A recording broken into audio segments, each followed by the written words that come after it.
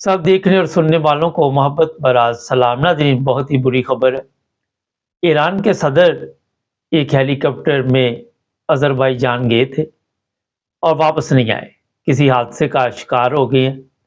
3 ہیلی copter گئے تھے، 2 ایران واپس آ گئے، جس میں ایران کے صدر اور وزیر خارجہ اور سپریم لیڈر کے جو نمائندے تھے وہ سوار تھے، وہ ہیلی کاپٹر واپس نہیں آیا۔ وہاں پہ ایک ڈیم کا افتتاح تھا اور یہ خبر تو ہمارے پاس کافی دیر سے تھی، مگر میں اس کی مکمل تصدیق کرنی چاہ رہا تھا۔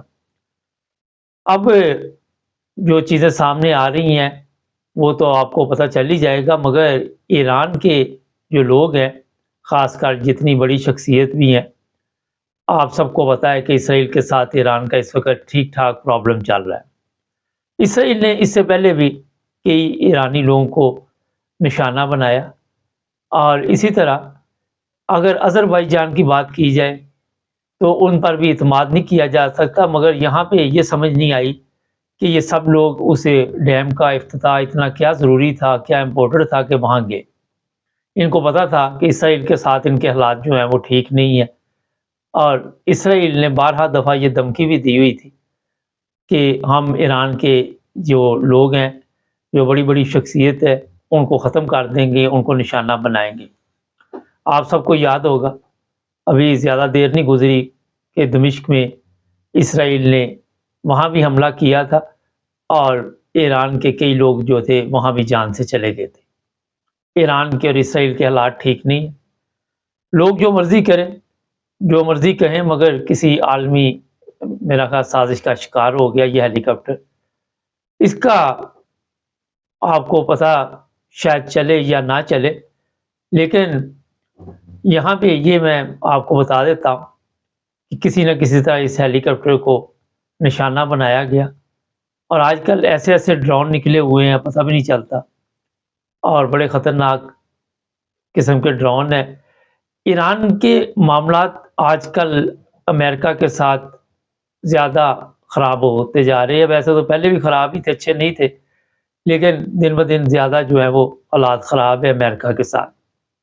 مسلمان ممالک ہیں، ان پر بھی اعتماد نہیں کیا جا سکتا۔ کئی مسلمان ممالک ایسے ہیں جو اسرائیل کا ساتھ دے رہے ہیں، اور پچھلے دنوں یہ خبر بھی تھی کہ ہو سکتا ہے کہ اسرائیل جو ہے وہ آذربائیجان کے ذریعے یا وہاں سے کوئی ہوائی اڈے لے کے ایران کے اوپر حملہ کرے۔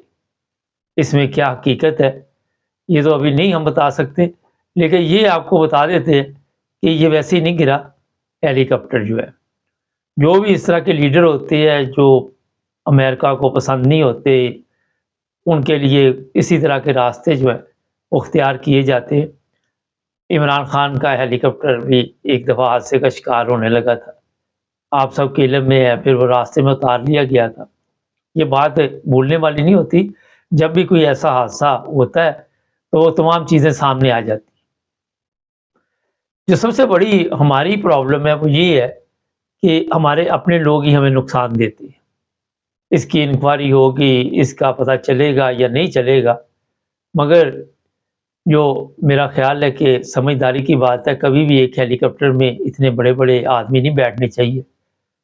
آپ سب کے علم میں ہے کہ ضیاء الحق کے دور میں ہیلی کاپٹر جو بھی پلین گرا تھا اس میں 2 جنرل اکٹھے بیٹھے ہوئے تھے، ساتھ امریکن سفیر بیٹھے ہوئے تھے، لیکن اس کے باوجود سمجھ سے باہر ہے کہ صدر کے ساتھ یہ 2 لوگ بھی سوار تھے، کیوں نہیں مختلف ہیلی کاپٹروں میں گئے، اور کیوں یہی ہیلی کاپٹر جو ہے وہ حادثے کا شکار ہوا؟ بڑے سوالات ہیں، وقت کے ساتھ ساتھ پتہ چلے گا، لیکن آج بھی یہ حالات جا رہے ہیں کہ امریکہ ایران کے خلاف اور ایران اسرائیل کو ختم کرنے کی آئے دن کوئی نہ کوئی دھمکی دیتا رہتا ہے، اور کبھی وہ کہتا ہے اسے صفحہ ہستی سے مٹا دیں گے، اور ایران پہ یہ بھی الزام ہے کہ ایران پوری مدد کر رہا ہے وہاں پہ حماس کو اور دوسرے جو ممالک ہیں جو اسرائیل کے خلاف جنگ کر رہے ہیں۔ کئی چیزیں ہیں، لیکن ابھی تک یہ ذہن ماننے کے لیے تیار نہیں کہ واقعی یہ ہیلی کاپٹر حادثے کا شکار ہوا ہے۔ ایک چیز اور ذہن میں رکھیں، جو صدر کا ہیلی کاپٹر ہوتا ہے وہ عام ہیلی کاپٹر سے مختلف ہوتا ہے۔ اس پر میرا خیال ہے کہ کافی ایسی چیزیں اس میں ہوتی ہیں کہ وہ کافی مشکلات کا سامنا کر سکتا ہے۔ مختصر ابھی آپ کو بتا دیتے ہیں، جیسے ہی نئی اپڈیٹ آئے گی 9 بزرس ٹی وی انٹرنیشنل پھر ایک پروگرام میں آپ کو اپڈیٹ دے دے گا۔ سبسکرائب کریں، جڑے رہیں ہمارے ساتھ۔